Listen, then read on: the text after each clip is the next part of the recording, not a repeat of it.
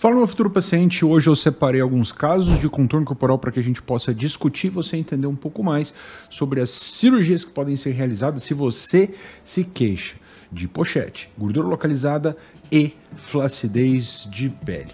Aqui quem vos fala é o Dr. Daniel Botelho, cirurgião plástico, muito da minha vida dedicada a cirurgias de contorno corporal e cirurgias da mama. Agora, se você quer melhorar alguma coisa no seu corpinho, escreva aí nos comentários exatamente aquilo que você quer melhorar e que você deseja que nesse próximo ano aí seja um problema a menos ou uma preocupação a menos aí para você que quer ir à praia, vestir roupas, enfim, curtir a vida melhor. Bom, vamos agora seguir aqui na nossa programação de hoje e discutir alguns casos de contorno corporal e cirurgias da mama. Roda a vinheta.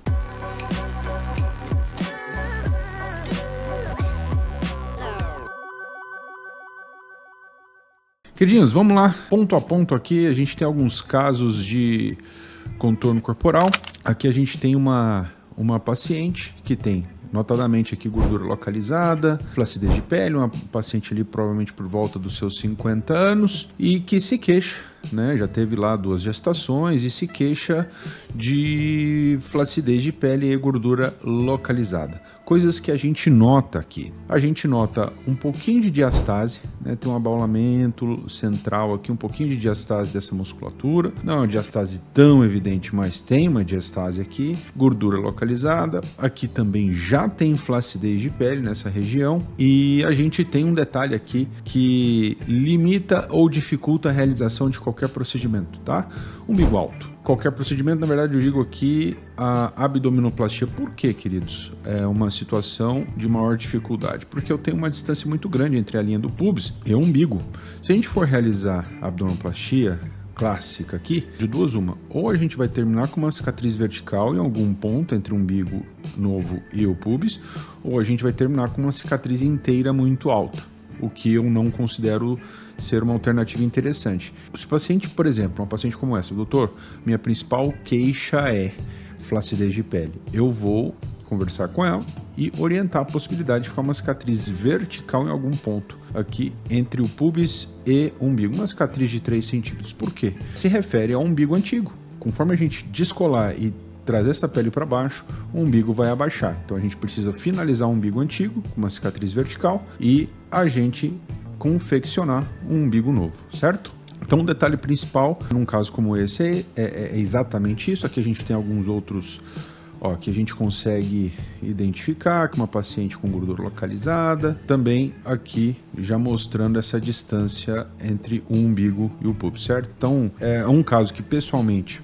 eu optaria por abdominoplastia ou lipo com tecnologias, com a possibilidade de uma pequena cicatriz vertical de 3 centímetros, tá? 3 a 4 centímetros entre o umbigo novo e o pubis, caso essa paciente se queixe fundamentalmente de flacidez de pele. Óbvio, a gente ainda vai ter a cicatriz da abdominoplastia, que vai desse ossinho do quadril até o outro lado, e uma cicatrizinha vertical que pode ou terminar bem próximo aqui da abdominoplastia, ou mais ou menos nessa posição aqui. Ah, doutor, existem outras alternativas no caso como esse? Abdominoplastia reversa, abdominoplastia...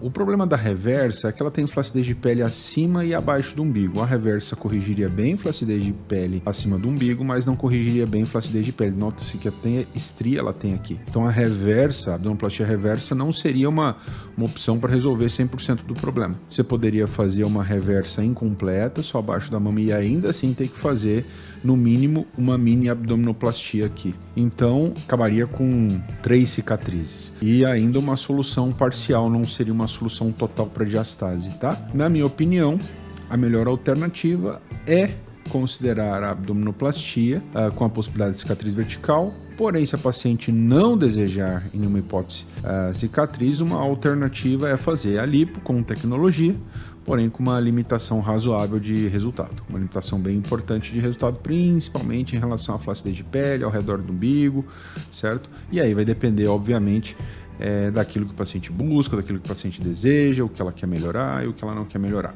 certo? Próximo caso, aqui novamente, pouco parecido, porém uma paciente com pele um pouquinho melhor, gordura localizada. Aqui a gente tem gordura localizada e um pouco de flacidez acima do umbigo. Abaixo do umbigo, mais gordura localizada, não tem tanta flacidez assim. Aqui volta um pouco aquela discussão. Aqui já é um caso, como a gente nota que não tem tanta diastase, talvez não seria tão...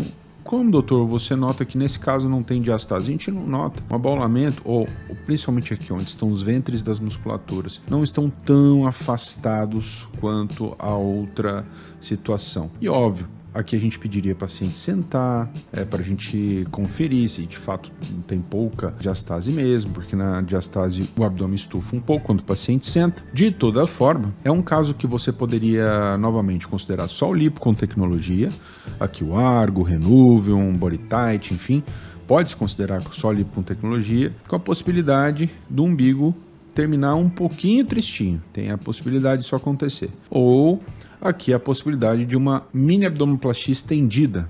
O que exatamente seria isso? Uma lipoabdominoplastia, a gente descola e traz esse umbigo um pouquinho para baixo, para que ele não fique tão chorãozinho.